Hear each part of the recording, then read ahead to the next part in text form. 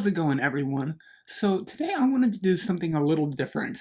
Last night I watched a film that I really loved and I immediately felt the sense to kind of talk about it with you guys. The film is called Amistad and is directed by Steven Spielberg and stars, and I'm so sorry if I mispronounce this name, Djimon Hounsou, as well as Morgan Freeman, Matthew McConaughey, and Stellan Skarsgård. The year is 1839, and a group of West African slaves are illegally kidnapped to be sold into slavery in the United States. However, they lead a slave revolt aboard the slave ship the Amistad and are captured by the United States Navy and are brought to America to face trial. However, a group of abolitionists have vowed to help them win their fight to get back their freedom. This is one of Steven Spielberg's lesser-known films. However, when I personally watch this movie, I can't understand why.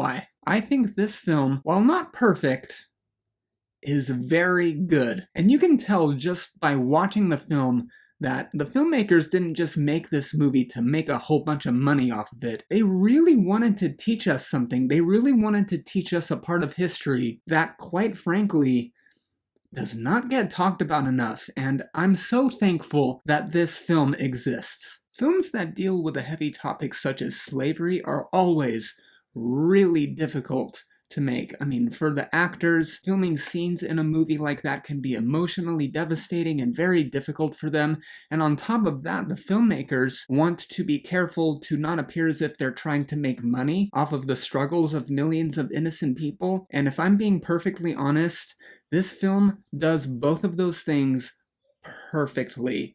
I highly recommend you watch this. I love this film. I want to talk about some of the acting performances in this film, starting with, and I once again apologize if I mispronounce this name, Djimon Hounsou. He plays Cinque, one of the slaves who led the revolt aboard the Amistad, and he is really good. He supposedly even learned some of the Mende language for this role. Matthew McConaughey plays Roger S. Baldwin, an attorney at law and abolitionist who forms a very deep friendship with Cinque and helps him and his people with their case. The great Morgan Freeman is also in this film, and he plays Theodore Jodson, a fictional character who is a composite representation of real-life African-American abolitionists who helped fight the Amistad case. He is so good in this film. I mean, it's Morgan Freeman. If Morgan Freeman ever gave a bad performance in a film, the world would probably explode. However, my vote for best acting performance in this film, hands down, goes to Anthony Hopkins as former President John Quincy Adams, who was brought on to help fight the Amistad case. When we see Anthony Hopkins as Adams for the first time, you can't help but feel as if this guy is just the world's greatest grandfather. His presence is so awesome in this film. You immediately get the sense that he has a very strong desire to do the right thing and that he has so much wisdom to offer for the defense team in this film. His character is just so great to watch in this film, and it makes me all the more happier to learn that this part of the film is especially accurate. I love Anthony Hopkins in this film. He is perfect. There's a scene in this film with a beautiful monologue by Anthony Hopkins as John Quincy Adams when he is arguing in front of the Supreme Court of the United States. This monologue is so beautiful and is such a brilliant piece of screenwriting. It beautifully encapsulates what this film is all about, and during the entire runtime of this monologue, I could not help but listen to every single word Adams had to say. It was brilliant acting on the behalf of Anthony Hopkins. I loved it. Why are we here? How is it that a simple, plain property issue should now find itself so ennobled as to be argued before the Supreme Court of the United States of America? Well, gentlemen, I must say I differ with the keen minds of the South and with our president, who apparently shares their views, offering that the natural state of mankind is instead, and I know this is a controversial idea, is freedom.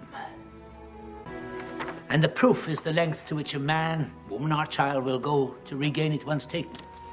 He will break loose his chains. He will decimate his enemies. He will try and try and try, against all odds, against all prejudices, to get home.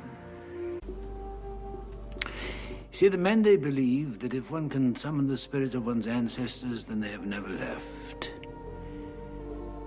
And the wisdom and strength they fathered and inspired will come to his aid. And to embrace the understanding that who we are is who we were. Give us the courage to do what is right. And if it means civil war, then let it come. And when it does, may it be finally the last battle of the American Revolution. And apart from the brilliant acting performances in this film, there are so many well-filmed moments in this movie, and my favorite of them being the flashback sequence that we get of Cinque and his people being kidnapped and sold into slavery in Havana, Cuba. It is just so enthralling to watch, and when I watched this for the first time, I asked myself, what if this had been shown in the beginning of the film? And I said to myself, this wouldn't have had nearly as much of an impact as it did being shown in the middle of the film. I loved where this flashback sequence was shown in the movie. It gives it so much more poignance, so much more importance. I love it, and it's just so thrilling to watch.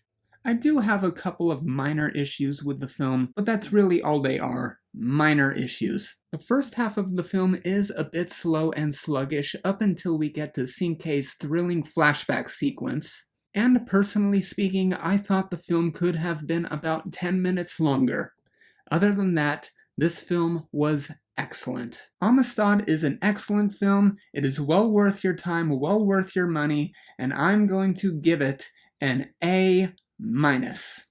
The film Amistad is one of those films that just really leaves a special kind of impact on you, and doing this review for you guys has really helped to prepare me to do something I really want to do on this channel in the not-so-distant future.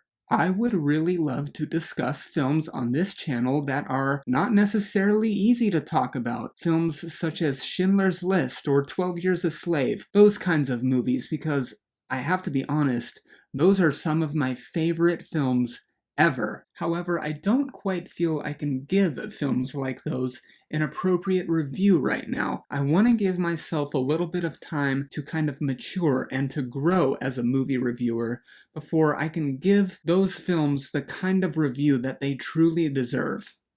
Thank you all so much for watching my video today. If you liked what you saw here, please consider leaving a like, leaving a comment, hitting the subscribe button, hitting the bell notification icon so you know when yours truly uploads, and as always, you can look forward to another movie review coming from yours truly very soon. Thank you all again so much.